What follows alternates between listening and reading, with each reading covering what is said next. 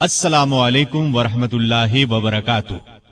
یہ دارالسلام اسٹوڈیو لاہور پاکستان ہے۔ دارالسلام اسٹوڈیو کی ایک نئی پیشکش خلفائے راشدین کا چوتھا حصہ خلیفہ راشد سیدنا علی المرتضی رضی اللہ عنہ پیش خدمت ہے۔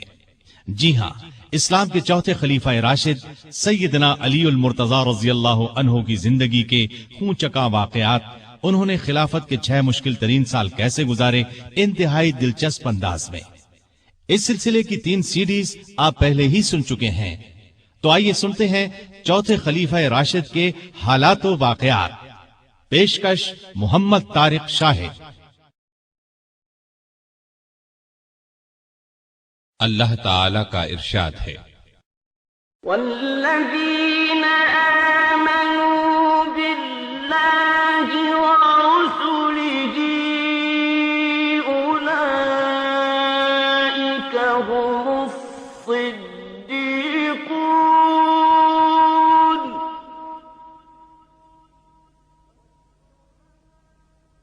والشہداء عند ربهم لهم أجرهم ونورهم۔ وہ لوگ جو اللہ اور اس کے رسولوں پر ایمان لائے ہیں، یہی تو وہ ہیں جو ان کے پروردگار کے نزدیک صدیق اور شہید ہیں، ان کے لیے اجر و ثواب ہوگا۔ ارشاد نبوی ہے، اے علی، کیا تم اس پر راضی نہیں کہ تمہیں میرے ساتھ وہی نسبت ہو جو ہارون علیہ السلام کو موسیٰ علیہ السلام کے ساتھ تھی؟ البتہ میرے بعد کوئی نبی نہیں ہوگا۔ جماعت اصحاب روشن ستارے ہیں، آسمان پر موجود ستاروں کی روشنی کم و بیش ہے۔ یہی مثال صحابہ کرام رضی اللہ عنہم کی ہے، لیکن ہیں سبھی روشن۔ ان میں سب سے نمایاں، سب سے روشن اور سب سے تابناک بہرحال پہلے 4 صحابہ رضی اللہ عنہم ہی ہیں۔ یہی پہلے 4 اصحاب خلفائے راشدین ہیں۔ عشرہ مبشرہ میں بھی سب سے پہلے انہی کا نام ہے۔ یوں تو اللہ تعالیٰ نے قرآن مجید میں رسول کریم صلی اللہ علیہ وسلم کے سارے ہی صحابہ کو جنت کی بشارت دی ہے، پھر ان صحابہ کا درجہ سب سے بلند بتایا جنہوں نے اسلام لانے میں پہل کی، اللہ کے راستے میں ہجرت کی، کافروں سے جہاد کیا۔ سیدنا علی رضی اللہ عنہ ایسے ہی صحابہ میں شامل ہیں۔ انہیں یہ عزت بھی حاصل ہے کہ وہ بدری صحابی ہیں۔ اللہ تعالیٰ نے بدری صحابہ کی سب خطائیں معاف کر دی۔ علی بیعت رضوان کرنے والوں میں بھی شامل تھے کہ جن کو اللہ تعالیٰ نے واضح الفاظ میں اپنے راضی ہونے کی خوشخبری دی ہے، پھر انہیں شہادت بھی نصیب ہوئی۔ مسلمانوں کا ایمان ہے کہ راہ حق میں شہید جنتی ہیں۔ ان سب باتوں کے علاوہ سیدنا علی رضی اللہ عنہ ان 10 صحابہ میں بھی شامل ہیں جنہیں دنیا میں جنتی ہونے کی بشارت دی گئی، یعنی عشرہ مبشرہ میں ہیں۔ ان تمام خصوصیات کے علاوہ آپ کی ایک خصوصیت یہ بھی ہے کہ نبی صلی اللہ علیہ وسلم نے اپنی پیاری بیٹی سیدہ فاطمہ رضی اللہ عنہا آپ کے نکاح میں دی۔ اس جلیل القدر ہستی کی زندگی کے اوراق آپ کے سامنے رکھتے ہیں۔ سیدنا علی بن ابی طالب رضی اللہ عنہ 6 صدی عیسوی کے آخری سال یعنی 600 عیسوی میں یا 601 عیسوی میں مکے میں پیدا ہوئے۔ اس وقت رسول کریم صلی اللہ علیہ وسلم کی عمر 30 سال کے قریب تھی، گویا علی رضی اللہ عنہ آپ سے 30 سال چھوٹے تھے۔ ہجری سن سیدنا علی کی پیدائش کے قریباً 23 سال بعد شروع ہوا، مطلب یہ کہ آپ نے ہجرت سے 23 سال پہلے اس دنیا میں آنکھ کھولی۔ والدہ نے نام اسد یا حیدر رکھا، لیکن والد نے علی نام رکھا، پھر اسی نام پر دونوں کا اتفاق ہو گیا، البتہ حیدر ان کا لقب ہو گیا۔ آپ کی کنیتیں ابو الحسن اور ابو تراب تھیں۔ ابو تراب کی کنیت نبی کریم صلی اللہ علیہ وسلم نے عطا فرمائی۔ آپ کے لقب اسد، مرتضی اور حیدر ہیں۔ سیدنا علی رضی اللہ عنہ رسول کریم صلی اللہ علیہ وسلم کے سگے چچا ابو طالب کے بیٹے تھے۔ ان کا خاندان وہی تھا جو آپ کا تھا، اور یہ قبیلہ قریش کا سب سے زیادہ عزت والا گھرانہ تھا۔ یہ گھرانہ بنو ہاشم کہلاتا تھا۔ گویا نبی کریم صلی اللہ علیہ وسلم بھی ہاشمی تھے اور سیدنا علی بھی ہاشمی تھے۔ سیدنا علی کے والد کا نام تو عبد مناف تھا، لیکن وہ اپنی کنیت ابو طالب سے مشہور تھے۔ رسول کریم صلی اللہ علیہ وسلم کے والد جناب عبداللہ ان کے سگے بھائی تھے۔ ان کا نسب اس طرح ہے: ابو طالب بیٹے تھے عبد المطلب کے، عبد المطلب بیٹے تھے ہاشم کے، ہاشم بیٹے تھے عبد مناف کے، اور عبد مناف بیٹے تھے قصی کے۔ ابو طالب مکے کے بزرگ اور سردار تھے، رسول اللہ صلی اللہ علیہ وسلم پر جان چھڑکتے تھے، آپ کو اپنی اولاد سے بھی زیادہ چاہتے تھے۔ آپ 25 سال کی عمر تک ابو طالب کے ساتھ ہی رہے، پھر ان کی اجازت سے مکے کی ایک نیک خاتون سیدہ خدیجہ رضی اللہ عنہا سے شادی کر لی اور الگ رہنے لگے۔ آپ نے نبوت کا اعلان کیا تو قریش جان کے دشمن بن گئے، لیکن یہ ابو طالب ہی تھے جو آپ کی حمایت میں اٹھ کھڑے ہوئے، ہر طرح سے آپ کا ساتھ دیا۔ علی رضی اللہ عنہ کی والدہ کا نام فاطمہ رضی اللہ عنہا تھا، وہ بھی ہاشمی تھیں۔ یہ آپ پر ایمان لے آئی تھیں، یہ بھی آپ سے حد درجے محبت کرتی تھیں۔ انہوں نے ہجرت بھی کی اور ہجرت کے 4 یا 5 سال بعد وفات پائی۔ سیدنا علی کوئی 5 برس کے تھے کہ ملک میں قحط پڑ گیا۔ ابو طالب پر ایک بڑے کنبے کا بوجھ تھا، اس لیے آپ صلی اللہ علیہ وسلم نے ان سے علی کو مانگ لیا۔ اس وقت سے سیدنا علی آپ کے ساتھ رہنے لگے۔ سیدہ خدیجہ رضی اللہ عنہا نے ان کی پرورش اور تربیت میں آپ کا برابر ساتھ دیا۔ نبی کریم صلی اللہ علیہ وسلم نے نبوت کا اعلان فرمایا تو اس وقت سیدنا علی کی عمر قریباً 10 برس تھی۔ رسول اللہ صلی اللہ علیہ وسلم کی دعوت پر انہوں نے فوراً اسلام قبول کر لیا۔ اس طرح بچوں میں سب سے پہلے انہی کو اسلام کی دولت نصیب ہوئی۔ اب وہ بھی آپ کے ساتھ نماز پڑھنے لگے۔ ایک دن ان کے والد ابو طالب نے انہیں آپ کے ساتھ نماز پڑھتے دیکھا تو پوچھا، بیٹا یہ دین کیا ہے جس پر تم چل رہے ہو؟ انہوں نے فوراً جواب دیا، ابا جان میں اللہ اور اس کے رسول پر ایمان لے آیا ہوں، ان کی تصدیق کر چکا ہوں، اور یہ میں نے ان کے ساتھ نماز پڑھی ہے۔ اس پر ابو طالب نے کہا، محمد تمہیں بھلائی کے سوا کسی چیز کی طرف نہیں بلائیں گے، تم ان کے ساتھ لگے رہو۔ سیدنا علی رضی اللہ عنہ بچپن ہی سے نیک تھے، بتوں سے نفرت کرتے تھے۔ رسول اللہ صلی اللہ علیہ وسلم کی تربیت نے انہیں علم کا سمندر بنا دیا۔ لڑکپن ہی میں لکھنا پڑھنا سیکھ لیا۔ اس زمانے میں یہ بہت بڑی خوبی کی بات تھی۔ اسی زمانے میں انہوں نے ہتھیار چلانے اور دشمن سے لڑنے کا ڈھنگ بھی سیکھ لیا۔ جوان ہونے تک انہوں نے سپاہ گری کے اصول اور قاعدے پوری طرح سیکھ لیے۔ کشتی میں تو کوئی ان سے جیت نہیں سکتا تھا۔ والد کی وفات کے بعد صرف 3 برس مکے میں رہے۔ رسول کریم صلی اللہ علیہ وسلم نے جب ہجرت کی تو سیدنا علی کو اپنے بستر پر سلایا۔ لوگوں کی جو امانتیں آپ کے پاس تھیں وہ سب آپ نے علی کے حوالے کی اور فرمایا، یہ امانتیں ان کے مالکوں کو سونپ کر مدینے آ جانا۔ کافروں نے اس وقت آپ کے گھر کو گھیر رکھا تھا۔ آپ صلی اللہ علیہ وسلم رات کے وقت گھر سے نکلے تو اللہ تعالیٰ نے کافروں کی آنکھوں پر پردے ڈال دیے اور وہ آپ کو نہ دیکھ سکے۔ صبح انہیں معلوم ہوا کہ رسول اللہ صلی اللہ علیہ وسلم مکان چھوڑ کر جا چکے ہیں تو وہ بہت جھنجھلائے۔ انہوں نے علی کو پکڑ لیا، آنکھیں نکال کر بولے، بتاؤ تمہارے صاحب کہاں ہیں؟ اس پر سیدنا علی نے جواب دیا، مجھے کچھ معلوم نہیں کہ وہ کہاں ہیں۔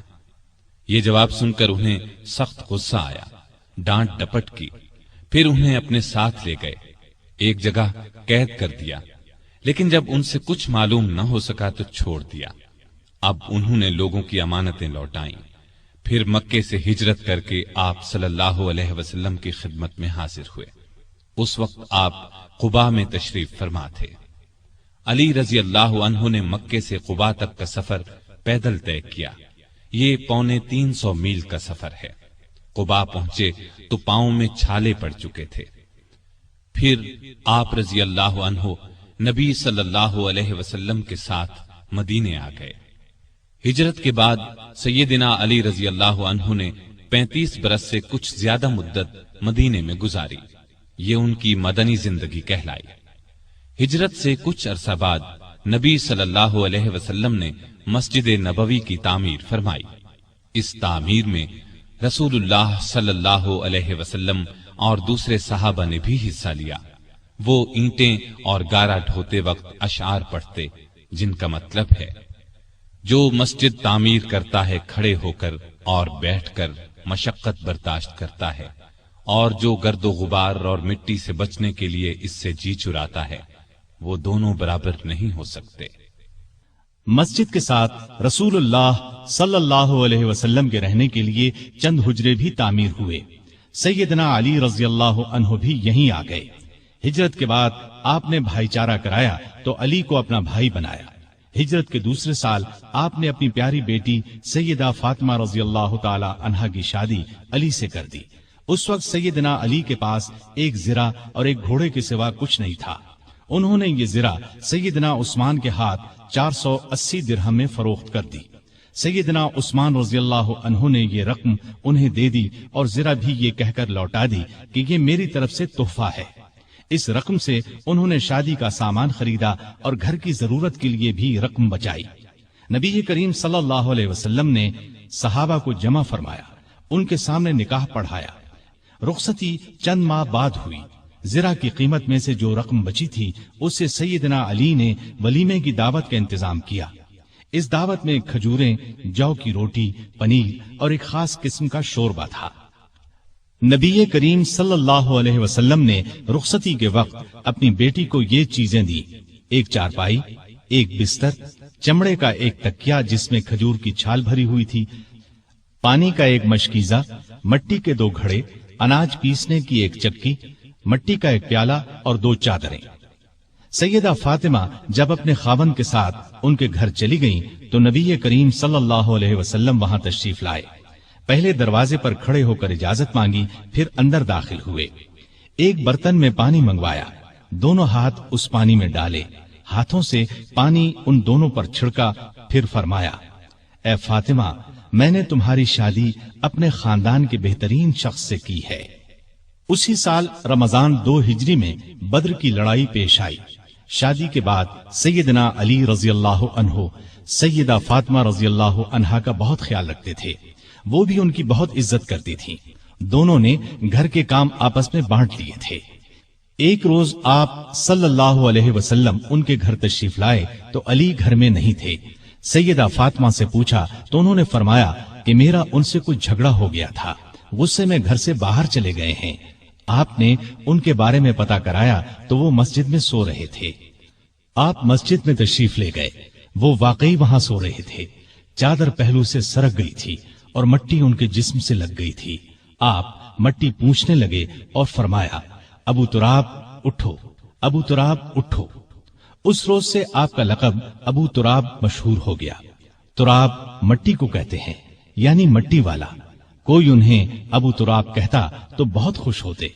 انہیں دنیا کے سامان اور مال و دولت سے بالکل پیار نہیں تھا۔ ان کی زندگی فقیرانہ تھی، محنت مزدوری کر کے روزی کماتے تھے، روکھی سوکھی کھا کر گزارا کرتے تھے۔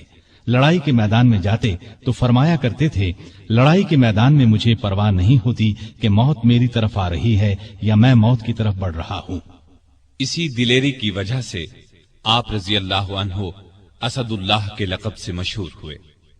بدر کی لڑائی میں سیدنا علی بھی شریک ہوئے۔ ان کے ہاتھ میں ایک جھنڈا تھا۔ دونوں لشکر آمنے سامنے ہوئے تو کافروں کے لشکر سے عتبہ، شیبہ اور ولید میدان میں نکلے اور مسلمانوں کو مقابلے کے لیے للکارا۔ مسلمانوں کی طرف سے بھی 3 انصاری جوان، عوف، معوذ اور عبداللہ بن رواحہ رضی اللہ عنہم میدان میں آ گئے، لیکن ان تینوں کو دیکھ کر کافروں نے ان سے لڑنا اپنی شان کے خلاف سمجھا۔ عتبہ نے پکار کر کہا: اے محمد، یہ لوگ ہمارے جوڑ کے نہیں ہیں، ہماری قوم کے لوگوں کو ہمارے مقابلے پر بھیجو۔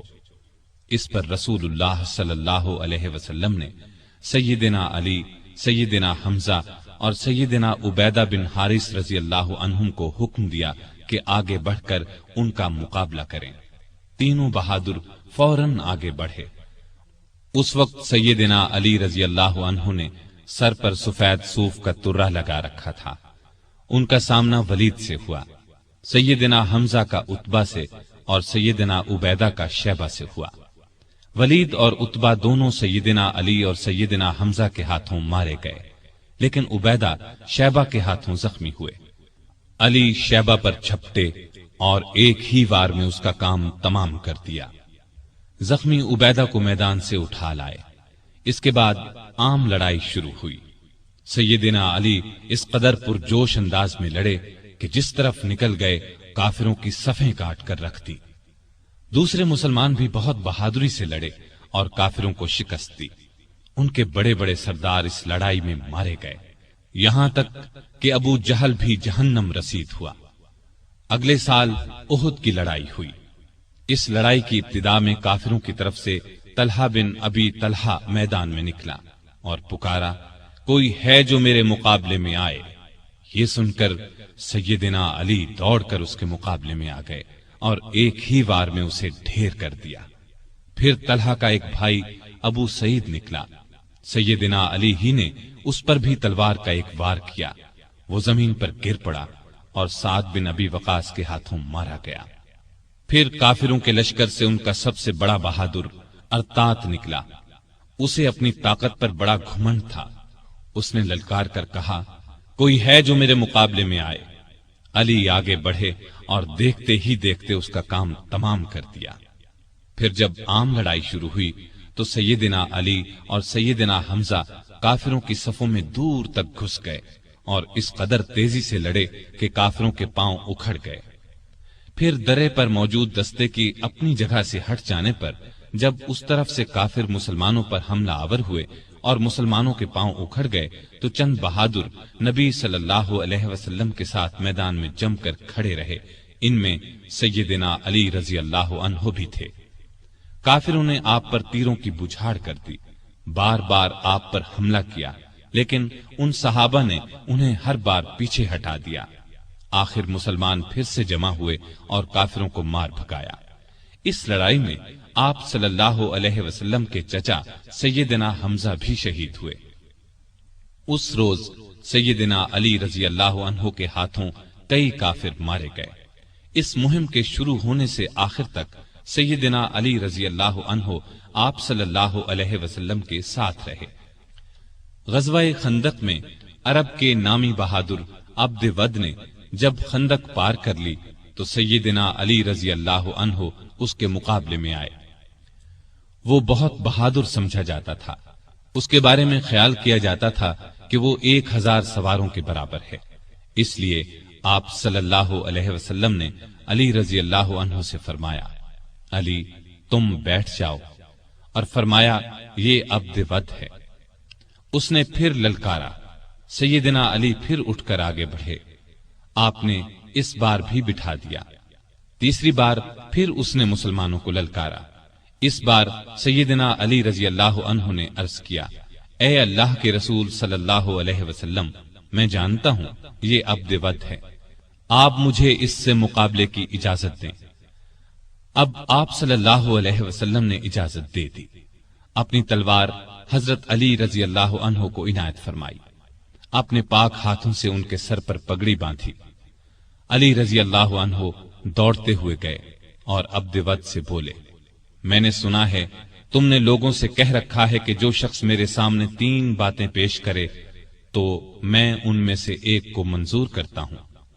اس نے کہا، ہاں یہ ٹھیک ہے۔ اس پر سیدنا علی رضی اللہ عنہ نے اس سے کہا، تب پھر میں بھی 3 باتیں پیش کرتا ہوں، پہلی یہ کہ تو اسلام قبول کر لے۔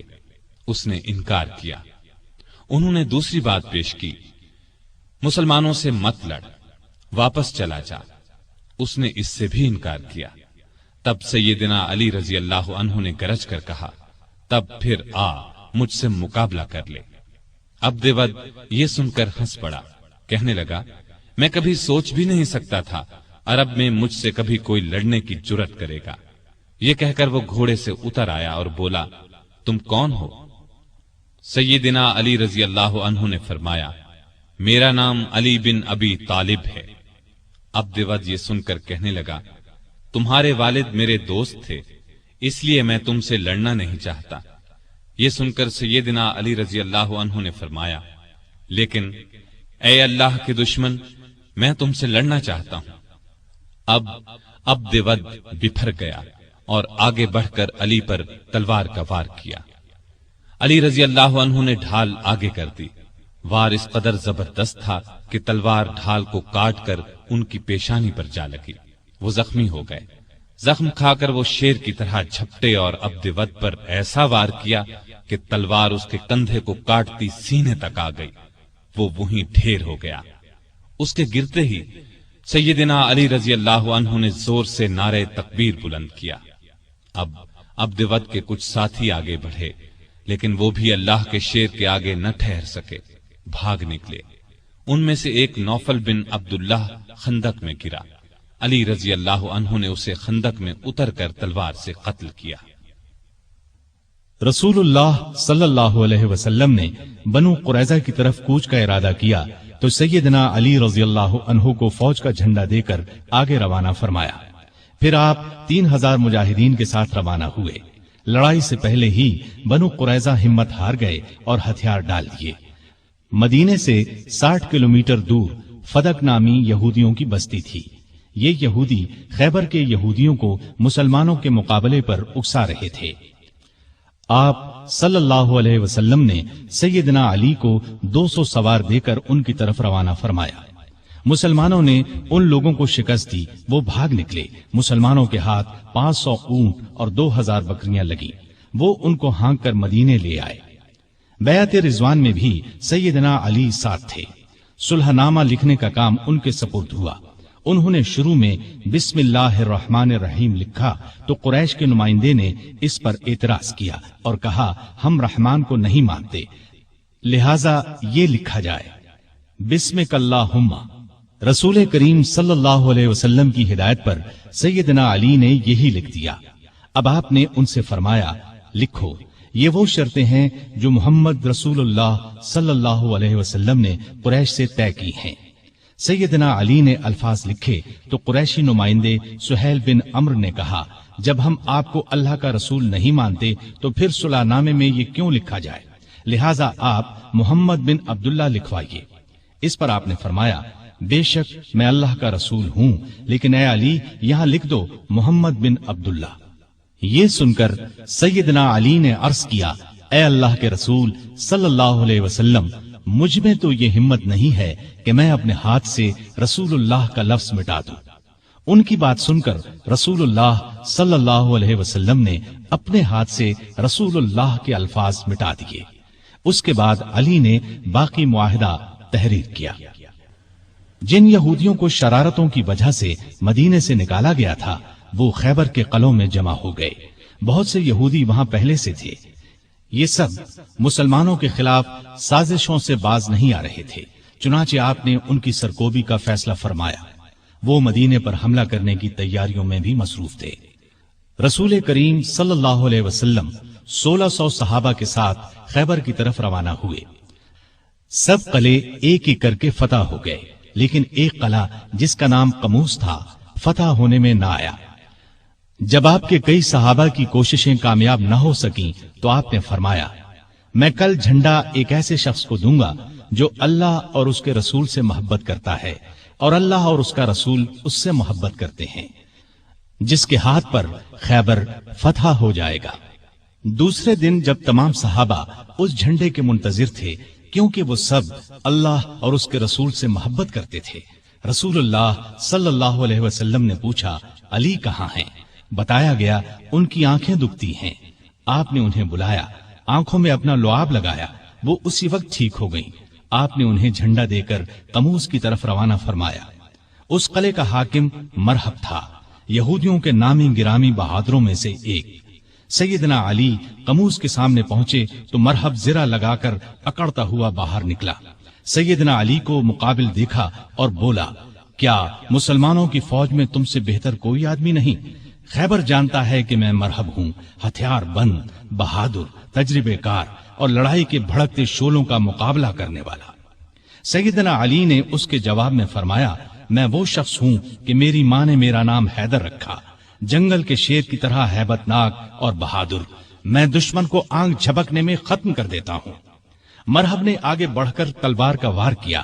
سیدنا علی تیزی سے ایک طرف ہو گئے، پھر انہوں نے مرحب پر ایسا بھرپور وار کیا کہ ان کی تلوار اس کے خود کو کاٹ کر کھوپڑی میں اتر گئی۔ پھر فوج کو لے کر آگے بڑھے، قلعے کا دروازہ توڑ کر اندر گھس گئے۔ اس طرح قموس بھی فتح ہو گیا۔ سارے خیبر پر مسلمانوں کا قبضہ ہو گیا۔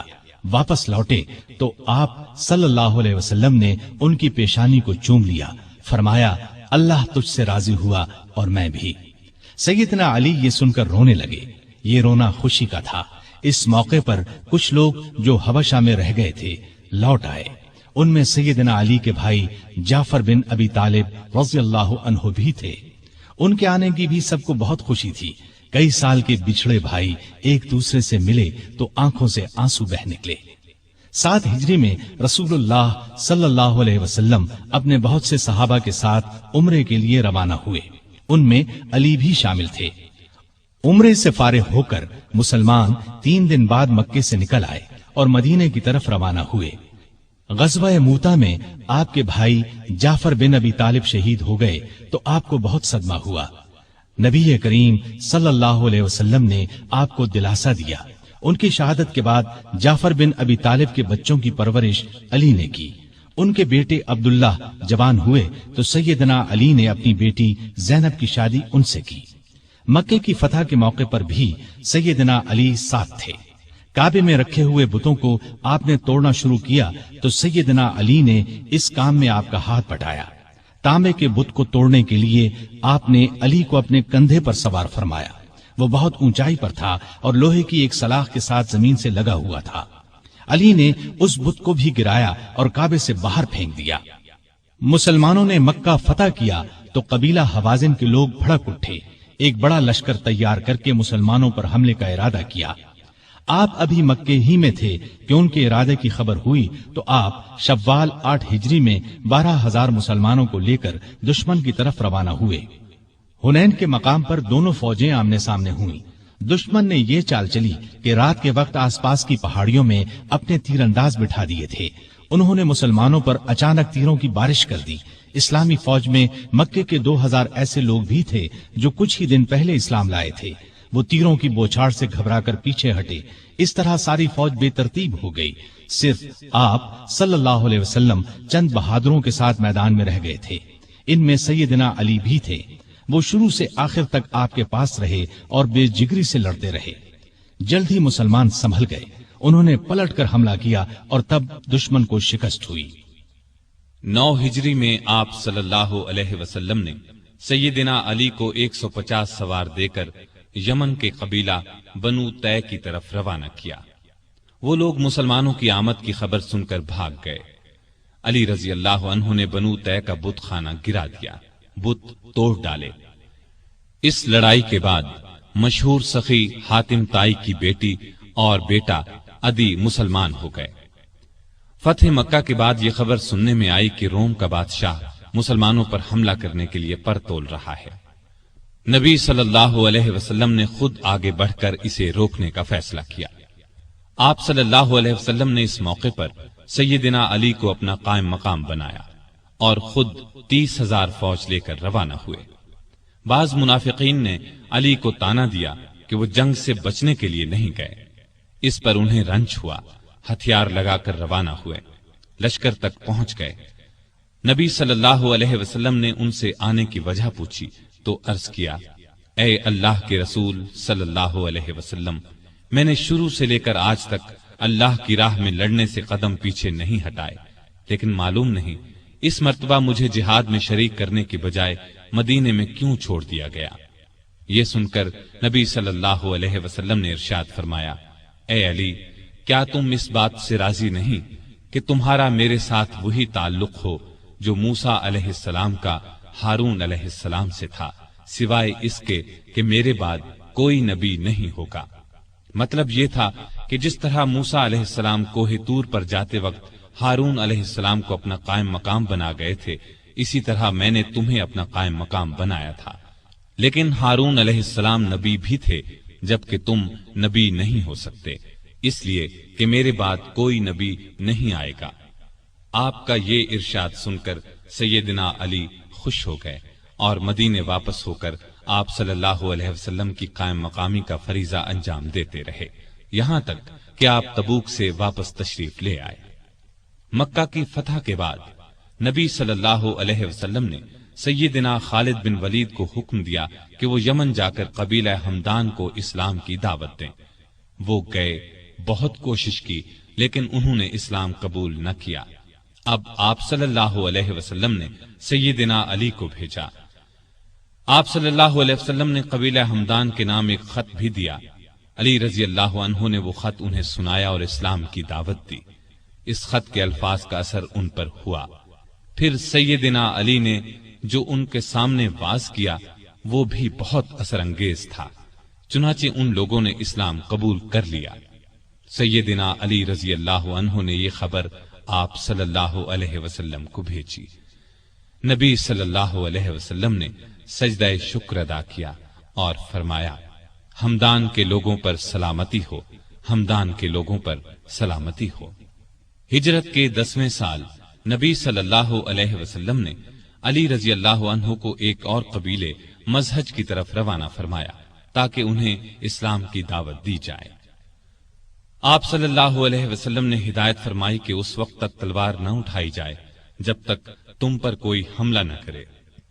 سیدنا علی رضی اللہ عنہ 300 سواروں کے ساتھ مزہج کے علاقے میں پہنچے۔ وہ لوگ لڑنے پر تلے ہوئے تھے، چنانچہ زبردست مارکا ہوا۔ آخر وہ لوگ بھاگ نکلے۔ اس کے بعد قبیلے کے سردار اور بہت سے دوسرے لوگ خود علی رضی اللہ عنہ کی خدمت میں حاضر ہوئے اور مسلمان ہو گئے۔ نبی صلی اللہ علیہ وسلم نے علی کو وہاں کا قاضی بھی مقرر فرمایا۔ آپ رضی اللہ عنہ چند ماہ وہاں رہے۔ اس دوران میں سیدنا علی رضی اللہ عنہ نے مقدمات کے فیصلے بھی کیے۔ ہجرت کے 10ویں سال رسول کریم صلی اللہ علیہ وسلم نے حج کیا۔ سیدنا علی بھی یمن سے آ کر اس یادگار حج میں شریک ہوئے۔ انہوں نے رسول اللہ صلی اللہ علیہ وسلم کے حکم پر قربانی کے اونٹوں کا گوشت تقسیم کیا۔ حج سے واپس آنے کے کچھ ہی عرصے بعد نبی صلی اللہ علیہ وسلم بیمار ہوئے۔ ہجرت کے 11ویں سال آپ صلی اللہ علیہ وسلم اس دنیا سے تشریف لے گئے۔ یہ صدمہ علی رضی اللہ عنہ کی زندگی کا سب سے بڑا صدمہ تھا۔ انہوں نے عباس رضی اللہ عنہ، ان کے 2 بیٹوں قسم اور فضل رضی اللہ عنہم اور ایک انصاری صحابی کے ساتھ مل کر آپ صلی اللہ علیہ وسلم کو غسل دیا۔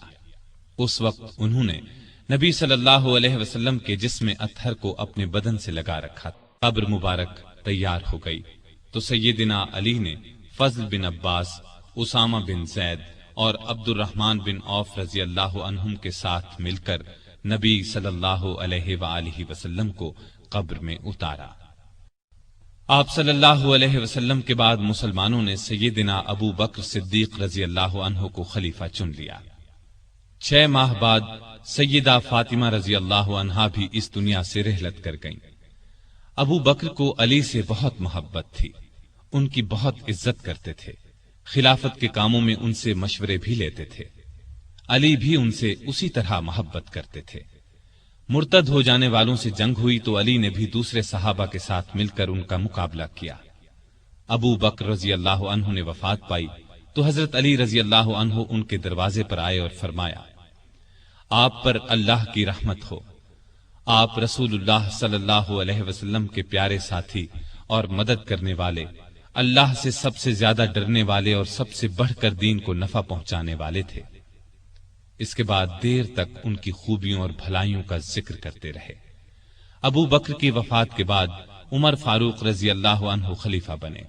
انہوں نے مجلس شورا قائم کی تو اس میں علی رضی اللہ عنہ کو بھی شامل کیا۔ ان کی خلافت کا زمانہ 10.5 برس تک رہا۔ اس زمانے میں بھی آپ رضی اللہ عنہ سے باقاعدہ مشورے لیے جاتے رہے۔ عمر فاروق رضی اللہ عنہ ان کے مشوروں کو بہت اہمیت دیتے تھے۔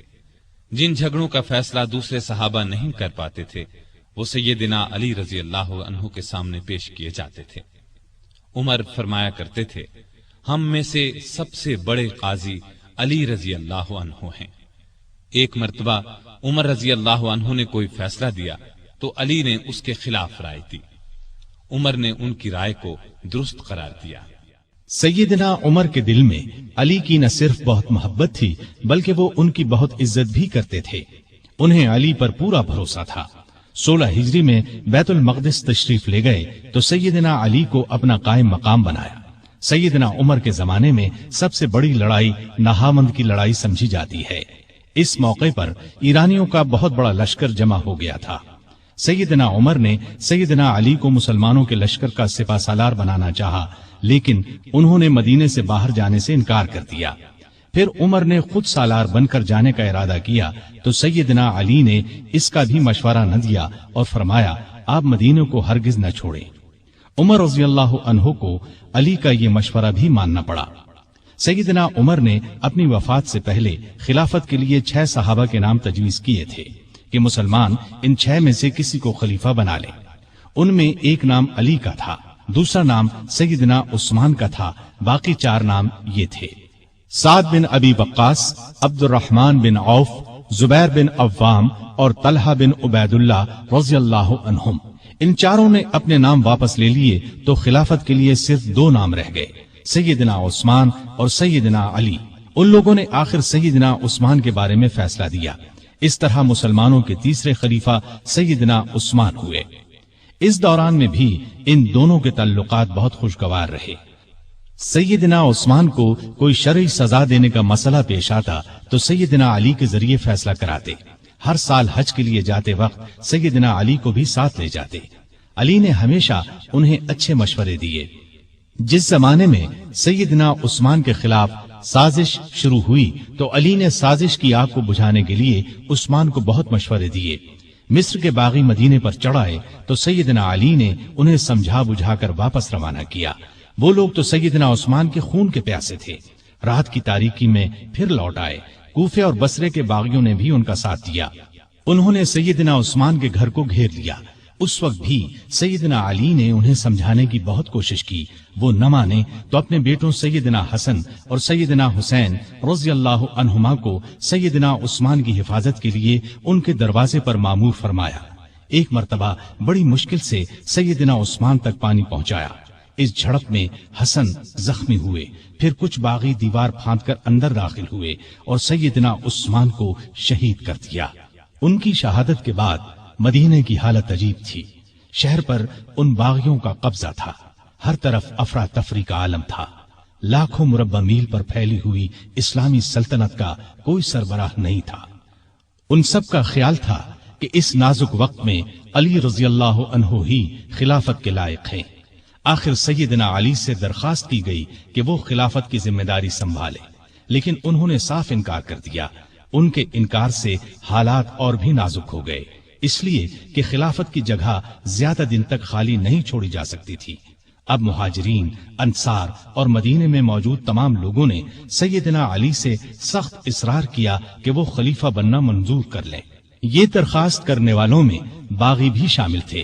آخر سیدنا علی کو ان سب کی بات ماننا پڑی اور خلافت کا بوجھ اٹھانے کے لیے تیار ہو گئے۔ چنانچہ سیدنا عثمان کی شہادت کے 3 دن یا 6 دن بعد مدینے میں موجود تمام لوگوں نے مسجد نبوی میں سیدنا علی کے ہاتھ پر بیعت کر لی۔ اس طرح وہ مسلمانوں کے چوتھے خلیفہ راشد بنے۔ وہ 4.25 سال تک خلیفہ رہے۔ اس ساری مدت وہ سخت مشکلات میں گھرے رہے۔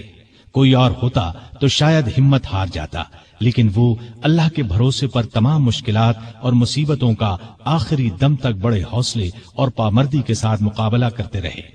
خلیفہ بنتے ہی سب سے پہلی مشکل یہ پیش آئی کہ عثمان کے قاتلوں کو کس طرح پکڑا جائے۔ سیدنا عثمان کی شہادت کوئی معمولی واقعہ نہیں تھی۔ جو ہی سیدنا عثمان کی شہادت کی خبر چاروں طرف پھیلی، لاکھوں مسلمان غم اور غصے سے تڑپ اٹھے۔ ہر طرف سے بس یہی آواز بلند ہونے لگی، عثمان کے خون کا بدلہ لیا جائے، ان کے قاتلوں کو پکڑ کر سخت سزا دی جائے۔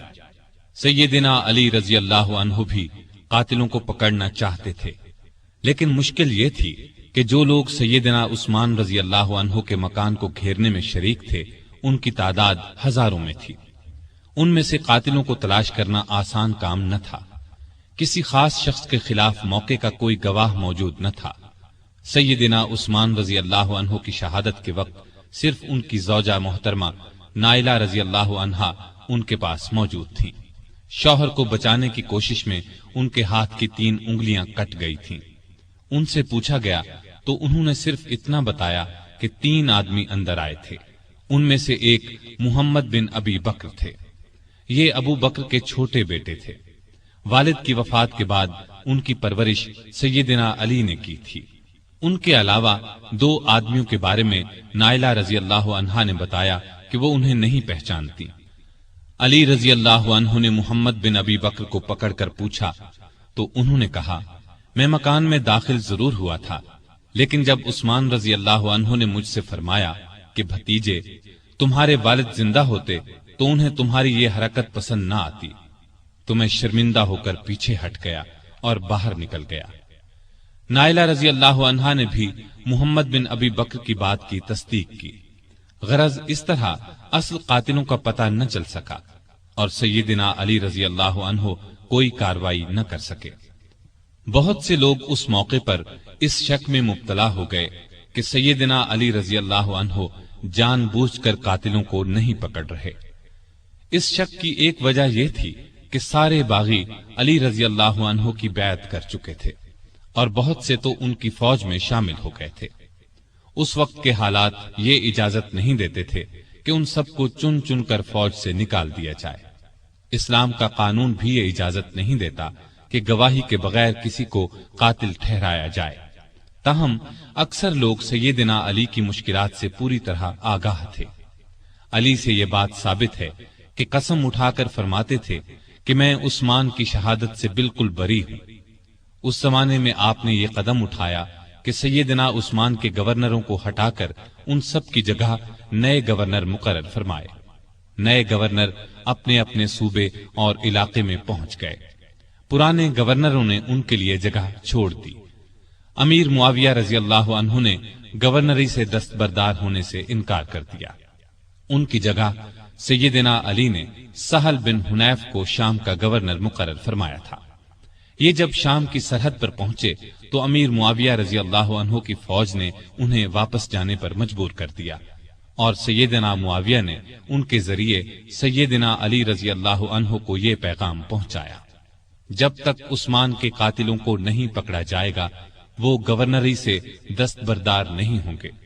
گویا سیدنا علی کے راستے میں سب سے پہلی یہ رکاوٹ پیش آئی۔ ابھی وہ اس کی طرف پوری طرح توجہ نہیں دے سکے تھے کہ ایک اور مشکل پیش آ گئی۔ سیدنا عثمان کی شہادت سے پہلے امت کی ماں سیدہ عائشہ رضی اللہ عنہا حج کے لیے مکہ گئی تھی۔ حج کے بعد مکے سے واپس آ رہی تھی کہ راستے میں ان کے ایک قریبی رشتہ دار ملے۔ انہوں نے بتایا کہ سیدنا عثمان شہید کر دیے گئے ہیں اور لوگوں نے سیدنا علی کے ہاتھ پر بیعت کر لی ہے، لیکن مدینے میں ابھی تک فتنہ اور فساد پھیلا ہوا ہے۔ یہ خبر سن کر وہ مکے کی طرف واپس پلٹ گئیں۔ اتنے میں مدینے سے سیدنا طلحہ اور سیدنا زبیر بھی ان کے پاس پہنچ گئے۔ یہ دونوں بہت اونچے مرتبے کے بزرگ تھے، عشرہ مبشرہ میں سے تھے۔ انہوں نے بھی یہی بتایا کہ مدینے کے لوگ فسادیوں کے ہاتھوں پریشان ہیں، نہ تو وہ اپنی حفاظت کر سکتے ہیں اور نہ ان میں سیدنا عثمان کے خون کا بدلہ لینے کی طاقت ہے۔ مکے کے لوگوں نے ام المومنین عائشہ رضی اللہ عنہا سے واپسی کا سبب پوچھا تو انہوں نے فرمایا، عثمان مظلوم شہید کر دیے گئے اور فتنہ دبتا ہوا نظر نہیں آتا ہے، اس لیے تم فتنے کو دور کرنے اور شہید خلیفہ کے قاتلوں سے بدلہ لینے کے لیے تیار ہو جاؤ، اسی طرح اسلام کی عزت بچائی جا سکتی ہے۔ اس پر ہزارہا مسلمان سیدہ عائشہ، زبیر اور طلحہ کے ساتھ ہو لیے۔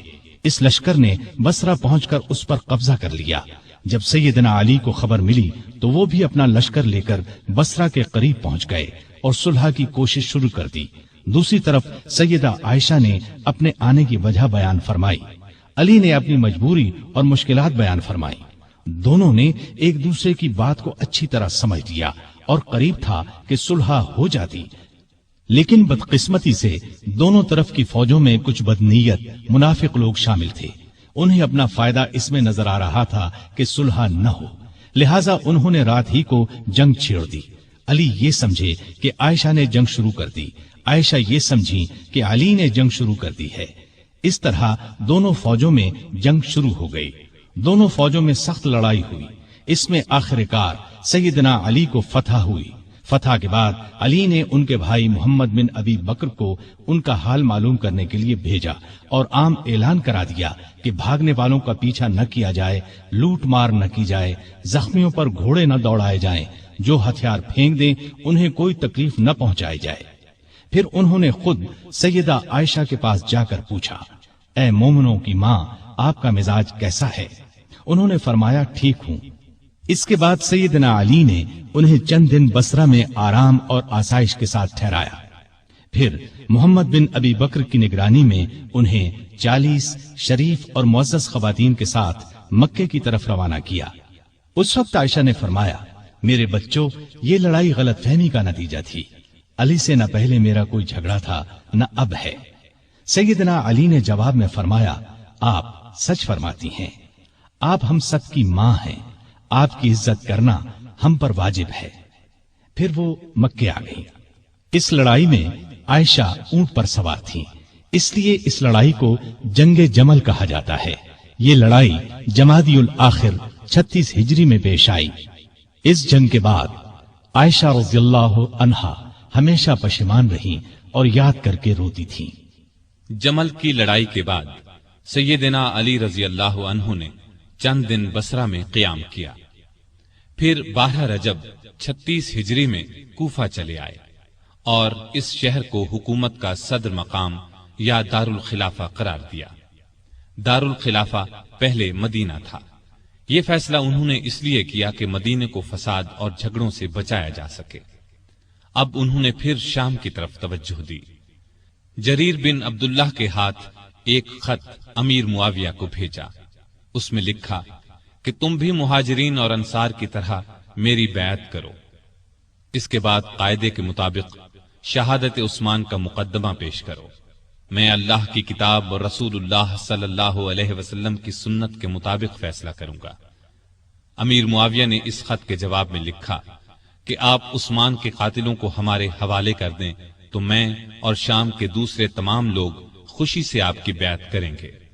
इस तरह कुछ मुद्दत तक खतो किताबत का सिलसिला चलता रहा, लेकिन सुलह की कोई सूरत न बन सकी। उधर शाम के सदर मकाम दिमश्क की जामे मस्जिद में सैयदना उस्मान के खून आलूद कपड़े और नाइला रजी अल्लाह अन्हा की कटी हुई उंगलियां रख दी गईं। उनको देख देख कर लोग ज़ारो कतार रोते थे, कातिलों से बदला लेने का अहद करते थे।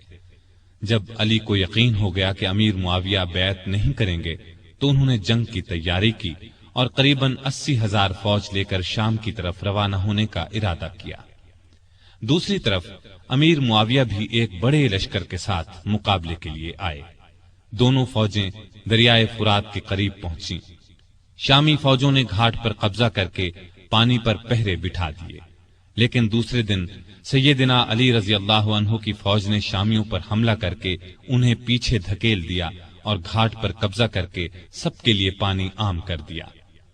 अब दोनों फौजों ने सिफीन के मकाम पर एक दूसरे के सामने मोर्चे कायम कर लिए। ये मकाम शहर हलब के जुनूब मशरिक और शहर हिम्स के शिमाल मगरिब में दरियाए फुरात के किनारे पर था। 3 महीने 20 दिन तक दोनों फौजें आमने सामने पड़ी रहीं। इस दौरान में दोनों फरीक बातचीत के जरिए मसला हल करने की भरपूर कोशिश करते रहे, लेकिन अफसोस किसी फैसले पर न पहुंच सके। छोटी छोटी झड़पें होती रहीं। आम लड़ाई मुहर्रम 37 हिजरी तक शुरू न हो सकी। आखिर सफर में दोनों फौजों में जंग शुरू हुई। ये जंग कई दिन तक जारी रही। दोनों तरफ मुसलमानों का खून बहता रहा। मुनाफिक और फसादी लोग इस मौके से खूब फायदा उठाते रहे। इन्हीं लोगों की वजह से सुलह की कोशिशें नाकाम होती रहीं। फिर एक दिन अली रजी अल्लाह अन्हु की फौज ने इतना जबरदस्त दबाव डाला कि शामी फौज के पांव उखड़ने लगे। इतने में शामी फौज का एक दस्ता कुरान को नेजों पर उठाकर आगे बढ़ा और पुकार कर कहा, ये देखो, हमारे और तुम्हारे दरमियान अल्लाह की किताब है। अली रजी अल्लाह अन्हु की फौज ने कुरान देखकर हाथ रोक लिए। लड़ाई बंद हो गई। इसके बाद फिर बातचीत शुरू हो गई। आखिर तय पाया कि खिलाफत का फैसला 2 सालिसों के सुपुर्द कर दिया जाए। وہ آپس میں مل کر جو فیصلہ کریں گے ان کا فیصلہ سب کو قبول ہوگا۔ ایک ثالث سیدنا علی رضی اللہ عنہ مقرر کریں، دوسرا ثالث امیر معاویہ رضی اللہ عنہ مقرر کریں گے۔ چنانچہ سیدنا علی کی طرف سے ابو موسیٰ اشعری رضی اللہ عنہ مقرر ہوئے اور امیر معاویہ کی طرف سے عمرو بن عاص رضی اللہ عنہ۔ ان سے کہا گیا کہ وہ رمضان کے مہینے تک فیصلہ کر دیں۔ اس کے بعد سیدنا امیر معاویہ رضی اللہ عنہ اپنی فوج کے ساتھ دمشق چلے گئے۔ سیدنا علی کوفے کی طرف روانہ ہوئے۔ اس موقع پر ان کی فوج دو حصوں میں بٹ گئی۔ ایک حصہ ثالث مقرر کرنے کا حامی تھا، جبکہ دوسرا کہتا تھا کہ قرآن کو چھوڑ کر انسانوں کو حکم یا فیصلہ کرنے والا بنانا گناہ ہے۔ دونوں گروہ آپس میں جھگڑتے رہتے تھے اور بات بات پر تلواریں نکال لیتے تھے۔ علی رضی اللہ عنہ بڑی مشکل سے انہیں کوفہ تک لائے، لیکن 12,000 آدمی جو ثالثوں سے فیصلہ کرانے کے خلاف تھے فوج سے الگ ہو کر ہرورا کے مقام پر چلے گئے۔ ان لوگوں کو خارجی کہا گیا۔ دونوں ثالثوں نے جو فیصلہ دیا وہ ایک دوسرے سے مختلف تھا۔ سیدنا ابو موسیٰ اشعری کا فیصلہ یہ تھا کہ علی اور امیر معاویہ میں سے کسی کو خلیفہ مقرر نہ کیا جائے، انہیں چھوڑ کر مسلمان جسے چاہیں خلیفہ بنا لیں۔ سیدنا عمرو بن عاص کا فیصلہ یہ تھا کہ ابو موسیٰ اشعری نے علی کو خلافت سے الگ کر دیا ہے، میں ان کی جگہ معاویہ کو خلیفہ مقرر کرتا ہوں۔ اس پر ہر طرف شور مچ گیا۔ سیدنا علی کے حامیوں نے یہ فیصلہ ماننے سے انکار کر دیا۔ اب پھر سیدنا علی فوج لے کر دمشق کی طرف بڑھنا چاہتے تھے کہ خارجیوں نے ہر طرف فساد مچا دیا۔ انہوں نے جتھے بنا کر لوگوں کو لوٹنا شروع کر دیا۔ آخر علی رضی اللہ عنہ پہلے ان کی طرف بڑھے۔ نہروان کے مقام پر شدید جنگ ہوئی، 4,000 خارجی مارے گئے۔ اس طرح خارجیوں کا زور ٹوٹ گیا، لیکن ان کی ٹولیاں آئے دن فتنہ برپا کرتی رہتی تھیں۔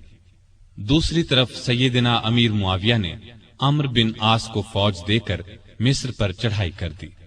وہاں علی کی طرف سے محمد بن ابی بکر گورنر تھے۔ انہوں نے شامی فوج سے شکست کھائی اور خود بھی گرفتار ہوئے، پھر قتل کر دیے گئے۔ مصر کے بعد شامی فوج نے حجاز، عراق اور یمن وغیرہ پر حملے شروع کر دیے۔ علی کو ملک کی اندرونی شورشوں کی وجہ سے اسلامی فتوحات کے دائرے کو بڑھانے کا موقع نہ مل سکا۔ پھر بھی 35 ہجری میں انہوں نے بحری راستے سے ہندوستان پر حملے کی اجازت دی۔ چنانچہ اس زمانے میں کوکن بمبئی پر کامیاب حملہ کیا گیا۔ یہ علاقہ اس وقت سندھ میں شامل تھا۔ نہروان کی لڑائی کے بعد سیدنا علی کا ارادہ شام پر حملہ کرنے کا تھا۔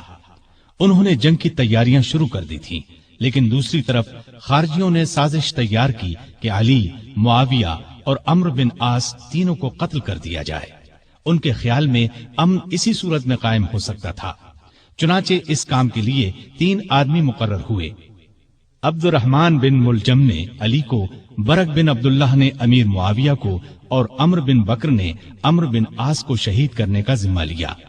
ان بدبختوں نے رمضان 40 ہجری میں ایک ہی روز فجر کی نماز کے وقت ان تینوں بزرگوں پر حملہ کرنے کا فیصلہ کیا۔ مصر کے گورنر عمرو بن عاص اس روز بیمار تھے۔ انہوں نے اس روز خارجہ بن حذافہ کو نماز پڑھانے کے لیے بھیجا، لہذا عمرو بن بکر نے ان کے دھوکے میں خارجہ بن حذافہ کو شہید کر دیا۔ دمشق میں برق بن عبداللہ نے امیر معاویہ پر حملہ اس وقت کیا جب وہ مسجد کے دروازے سے نکل رہے تھے۔ انہیں معمولی زخم آیا۔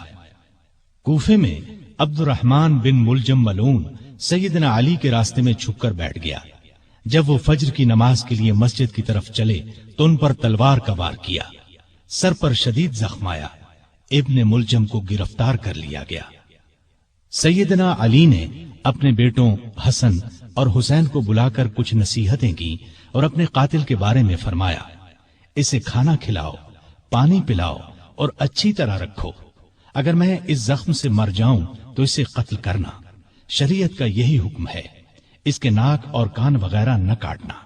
اگر میں بچ گیا تو میری مرضی، چاہے اس سے بدلہ لوں یا معاف کر دوں۔ ابن ملجم کی تلوار زہر آلود تھی، وہ اس زخم سے شہید ہو گئے۔ انا للہ و انا الیہ راجعون۔ یہ رمضان کی 17 18, 19, 20 या 21 में से कोई तारीख थी। हिजरत का 40वां साल था और उनकी उम्र उस वक्त 63 साल थी। सैयदना अली को अपनी खिलाफत के जमाने में सुकून का सांस लेना नसीब न हुआ। फिर भी उन्होंने मुल्की इंतजामात के सिलसिले में कोई कसर उठा न रखी। मिजाज में हद दर्जे सादगी थी। अल्लाह का खौफ बेपनाह था। फकीराना जिंदगी बसर की। गवर्नरों और अफसरों की सख्त निगरानी करते थे। किसी ओहदेदार के खिलाफ शिकायत मिलती तो उसके खिलाफ कार्रवाई करते। आपको अदल इंसाफ का हद दर्जे ख्याल था। सबसे पूरा इंसाफ करते थे, यहां तक कि अपनी जात से भी इंसाफ करते। हर एक के लिए उनका दरवाजा हर वक्त खुला रहता था। बिला रोक टोक कोई भी उनके पास आ सकता था। रियाया पर बहुत मेहरबान थे। उनकी बेहतरी के लिए जो हो सकता था करते थे। बाजारों में गश्त करते थे। बैतुल माल में जो रकम जमा होती थी खुले दिल के साथ गरीबों, मिस्कीनों और दूसरे हकदारों में तकसीम फरमा देते। गैर मुस्लिमों के साथ भी अच्छा बर्ताव करते थे। बसरे के गवर्नर उस्मान बिन हुनैफ ने किसी अमीर आदमी की दावत कबूल कर ली। आपको इत्ला मिली तो उसे लिखा, ऐ इब्ने हुनैफ, मैंने सुना है कि बसरे के एक दौलतमंद ने तुम्हें बड़ी शानदार दावत दी। तुमने ये दावत कबूल कर ली और किस्म किस्म के खाने बड़े इत्मीनान और बड़े मजे से खाए। मुझे तुमसे ये उम्मीद नहीं थी कि तुम इस किस्म की दावतों में शरीक हुआ करोगे जिनमें गरीबों को पूछा तक नहीं जाता। अपने हक से ज्यादा बैतुल माल से एक पैसा भी लेना हराम समझते थे। मुल्क की हिफाजत के लिए छोटी बड़ी फौजी छावनियां कायम की। कई मजबूत किले बनवाए। दरियाए फुरात पर एक पुल बनवाया। बाज जगहों पर मस्जिदें भी बनवाई। उम्र भर किसी न किसी सूरत दीन की खिदमत करते रहे। काफिरों के खिलाफ तमाम बड़ी बड़ी लड़ाइयों में रसूलुल्लाह सल्लल्लाहु अलैहि वसल्लम के साथ रहे। हर लड़ाई में जान हथेली पर रखकर लड़े। यमन के हजारों लोगों को अपनी कोशिशों से मुसलमान बनाया। उनको एक बार इत्तिला मिली कि कुछ लोग हैं जो उन्हें माबूद मानते हैं। आपने उन लोगों को पकड़वाया और सख्त सजा दी। अलबत्ता जिन लोगों ने तौबा की उन्हें छोड़ दिया। सैयदना अली रजी अल्लाह अन्हु ने मिसाली जिंदगी बसर की। तमाम जिंदगी मामूली से मकान में रहे। दरवाजे पर कोई दरबान नहीं होता था। शान और शौकत से नफरत थी। कपड़ों में पैबंद लगे होते, पैबंद खुद ही लगा लेते। दुकानदारों को चेक करते थे। अपना वजीफा और दूसरी आमदनी खैरात कर देते थे। एक दिन अपने खादिम कंबर को बाजार ले गए। अपने लिए मोटा झूठा कपड़ा खरीदा, उसके लिए कीमती। उसने कहा, मेरे लिए ऐसे कपड़े की क्या जरूरत थी? आपने फरमाया, भाई तुम जवान हो, तुम्हारे लिए अच्छा कपड़ा होना चाहिए। मेरा क्या है, बूढ़ा हूं, बाजार से सौदा खुद लाते। जरीर नामी शख्स ने आपके दस्तरखान पर सादा खाना देखकर कहा, आपको परिंदों का गोश्त पसंद नहीं? आपने फरमाया, खलीफा को मुसलमानों के माल में सिर्फ 2 प्यालों का हक है। एक खुद खाए या अपने बच्चों को खिलाए, दूसरा अल्लाह की मखलूक के सामने पेश कर दे। ईद से चंद रोज पहले किसी ने आपके कपड़ों में पैबंद देखकर कहा, अमीरुल मोमिनीन, आप 2 दिरहम में एक नया जोड़ा क्यों नहीं खरीद लेते? आपने फरमाया, मुझे शर्म आती है कि मैं नए कपड़े पहनूं और कूफे में हजारों आदमियों ने पुराने कपड़े पहन रखे हों। कहीं से माल आता तो तमाम का तमाम तकसीम कर देते। उसमें से अपने लिए कोई खास चीज लेते, न रिश्तेदारों को उनके हिस्से से ज्यादा देते। एक मर्तबा आपकी जिराह गुम हो गई। चंद दिन बाद वो जिराह एक यहूदी के पास नजर आई। आपने उससे कहा, ये जिराह मेरी है, तुम्हारे पास कहां से आ गई?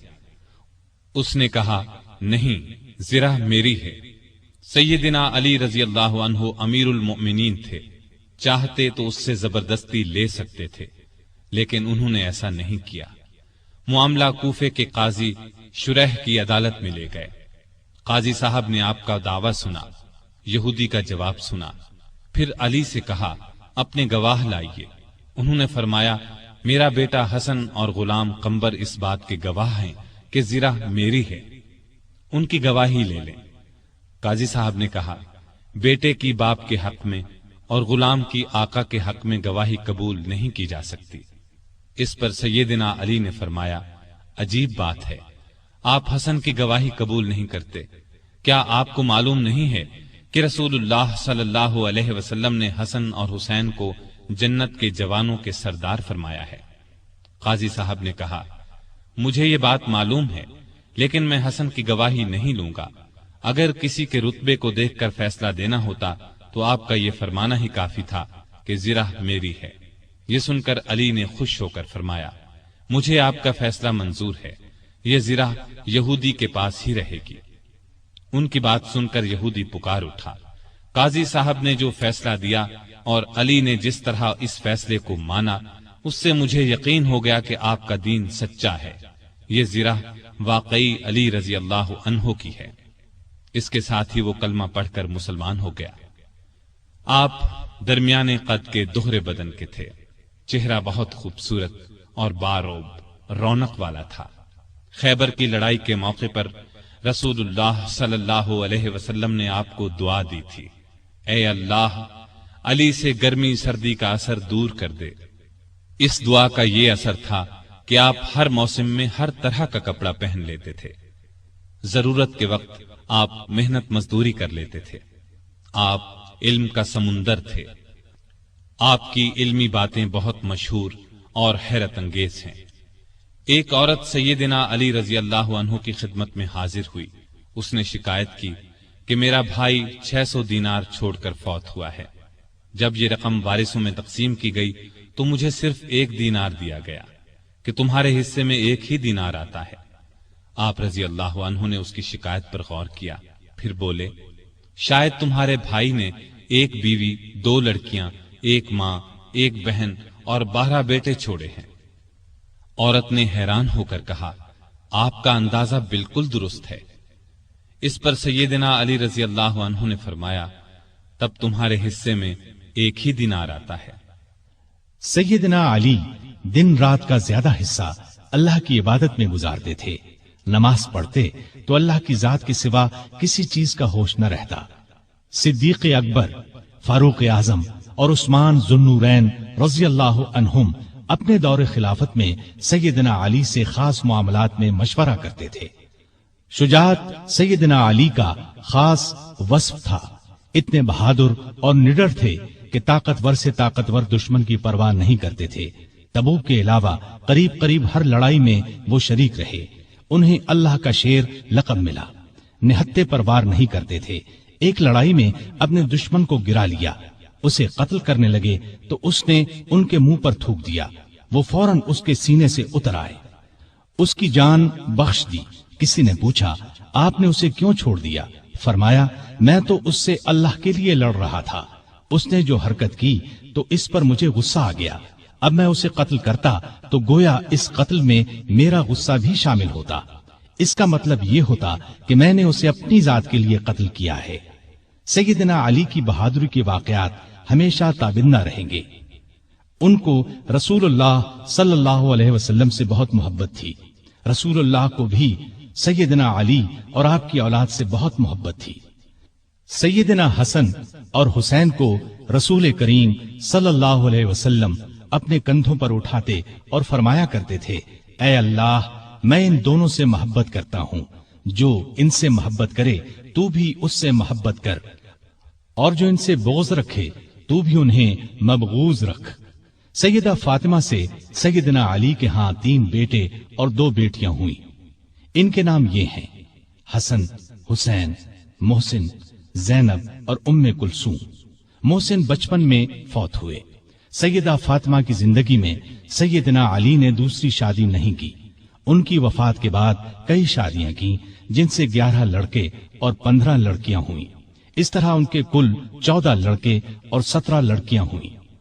آپ کے چند حکیمانہ اقوال یہ ہیں، غریب وہ ہے جس کا کوئی دوست نہ ہو، گناہوں پر شرمندہ ہونا ان کو مٹا دیتا ہے، اور نیکیوں پر مغرور ہونا ان کو برباد کر دیتا ہے۔ علم مال سے بہتر ہے، اس لیے کہ علم تمہاری حفاظت کرتا ہے، جبکہ مال کی حفاظت تمہیں کرنا پڑتی ہے۔ جو چیز نہ آتی ہو اس کے سیکھنے میں شرم نہ کرو۔ کسی سوال کا جواب نہ آتا ہو تو یہ کہنے میں نہ شرماؤ کہ میں نہیں جانتا۔ سخاوت وہ ہے جو مانگنے سے پہلے ہو۔ معاف کر دینا بہت اچھا انتقام ہے۔ مصیبت میں گھبرانا سب سے بڑی مصیبت ہے۔ لالچ سے کچھ روزی بڑھ نہیں جاتی، لیکن انسان کی قدر گھٹ جاتی ہے۔ بات کہنے والے کو نہ دیکھو، بلکہ بات کو دیکھو۔ نیکی کی کوئی قدر کرے نہ کرے، تم نیکی کیے جاؤ۔